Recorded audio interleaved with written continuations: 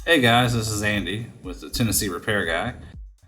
Going to be changing the transmission fluid here on a 2014 Honda CR-V. All you're going to need is a 3/4 inch drive ratchet and transmission fluid. Make sure you pull the dipstick out because this is where you're going to be filling the transmission up after you already drain it. But you also need to relieve the pressure off of that as well. So just go ahead and take it out and put your big old funnel down in there. That's where you need to get it into so we can put the fluids back in it. After you get that done, you can jack up the car on either side, and then I'll show you what to do from there. Let's go under. You see this area here in the front of the car. Just take your Phillips screwdriver.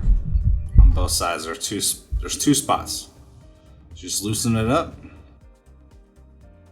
on both ends, and this thing should swing down, and it may stay in place, it may come down. It's slotted, so it's okay, it's easy to put back up.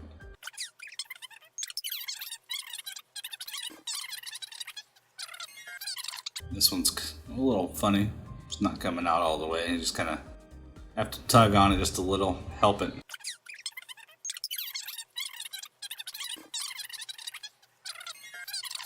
If you see there is your drain plug on the transmission. Right here, right below that cover, or right above it. Take your 3/4 inch ratchet and align it up so it'll go on. And you're just gonna have to give it a good tug to break it loose, counterclockwise. Righty-tighty, lefty-loosey. Nothing too crazy. This car's got about 71,000 miles on it, so the fluid coming out of here has never been changed.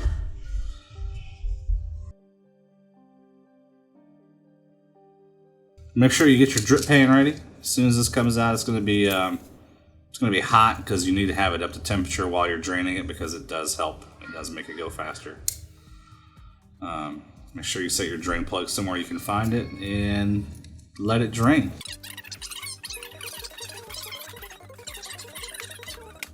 And now we just gotta wait. Tra-la-la.